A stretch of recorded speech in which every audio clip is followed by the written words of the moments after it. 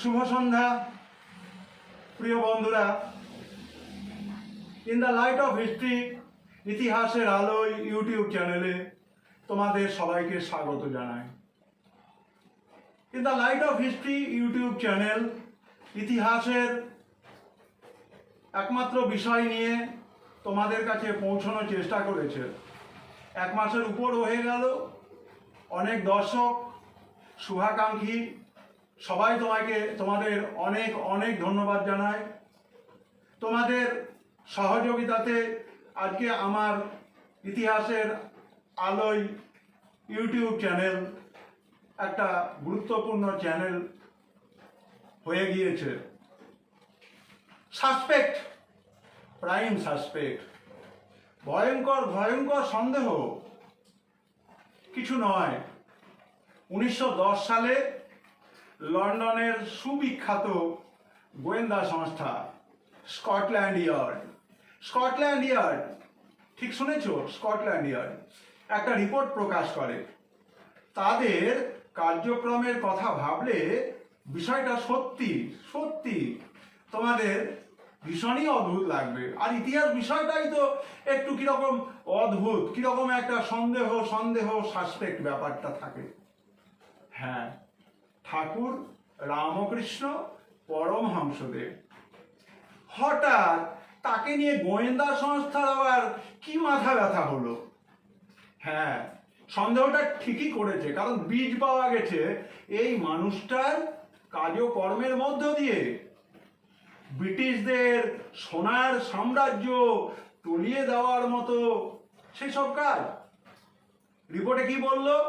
রিপোর্টে Scotland yard তার সিদ্ধান্ত জানিয়েছে রামকৃষ্ণের মাতৃ সাধনার উপাস্য কেবল মৃন্ময়ী প্রতিমার আড়ালে চিন্ময় রূপ নয়। কি বললো তাহলে? স্কটল্যান্ড ইয়ার্ড লিখলো, Ramakrishna's deity was not any personal goddess. His mother was basically his motherland.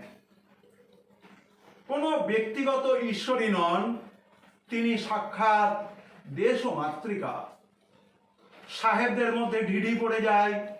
বছর কয়েকের মধ্যে সেই রিপোর্ট এসে পৌঁছয় চার্লস টেগার্টের হাতে। সেই সময় তিনি কলকাতা পুলিশের ডেপুটি কমিশনার। এতটাই ভীত হয়ে পড়েন টেগার্ট এই রিপোর্টটা পড়ে, এক মুহূর্ত সময় নষ্ট না করে তিনি গ্রেপ্তারির ওয়ারেন্ট বের করে দিলেন রামকৃষ্ণ পরমহংসের নামে। ঠিক শুনেছ তো? গ্রেপ্তারি ওয়ারেন্ট বের হলো ঠাকুর রামকৃষ্ণ পরমহংসদেবের নামে। ধরে আনতে হবে তাকে। টেগার্টের জানাই ছিল না। এই গ্রেপ্তারি পরোয়ানা বেরোনোর 3 দশক আগে ধরা ছোঁয়ার বাইরে চলে গেছেন শ্রীরামকৃষ্ণদেব। মানে 30 বছর আগে ঠাকুর রামকৃষ্ণদেব এই মায়াময় পৃথিবীর এত ভক্ত শিষ্য, এত শুভানুধ্যায়ী সবাইকে আকুল পাথারে ভাসিয়ে দিয়ে, চোখের জল ফেলিয়ে দিয়ে তিনি কি করেছেন? তিনি ঈশ্বর লোকে চলে গিয়েছেন। টেগার্টকে হাস্যাস্পদ করে এই ক্ষণজীবী অ্যারেস্ট ওয়ারেন্ট নিজের জায়গা করে নিল। কোথায় জায়গা করলো? পৃথিবীর পুলিশি ইতিহাসের সেই আলমারিতে, সেই শেলফে, যেখানে হয়তো আর হাতে গোনা ওয়ারেন্ট পাওয়া যেতে পারে, যা বেরিয়েছে মূল অভিযুক্তের প্রয়াণের এত বছর পরে।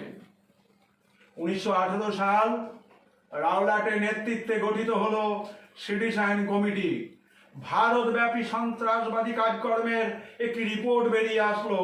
সেই রিপোর্টের সবচেয়ে দীর্ঘ আলোচনা ছিল আমাদের এই বাংলা তাকে নিয়ে। ব্রিটিশ সাম্রাজ্যের ত্রাস হয়ে উঠেছে প্রভিন্স অফ বেঙ্গল। কলকাতায় বারিন ঘোষের হাত ধরে ছড়িয়ে পড়ছে আগুন, কিন্তু এই আগুনের পিছনে কারা কারা মাস্টার মাইন্ড? সিটিজেন কমিটির রিপোর্ট আঙুল তুলছে দুইজনের দিকে। এক গদাধর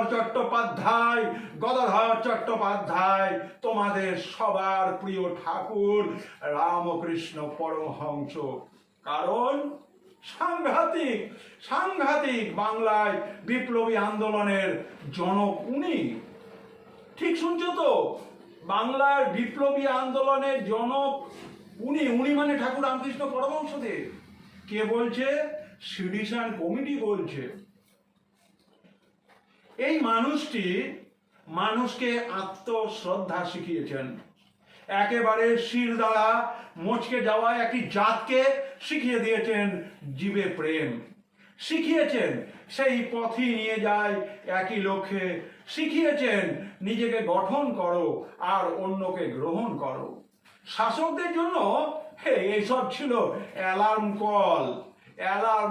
নুয়ে পড়া জাতি একবার সোজা হয়ে দাঁড়ানোর ইন্টিগ্রিটি পেয়ে গেলে এদের কিন্তু রোখা বড়ই মুশকিল।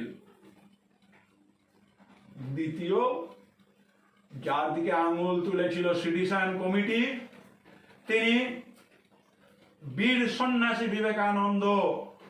তিনি আমেরিকা জয়ী, sisters and brothers of America.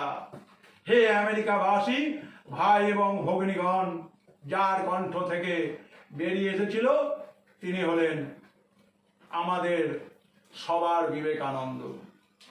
Committee রিপোর্টের ভাষা ছিল coat unquote, Vivekananda after death has become more dangerous than when he was alive, unquote।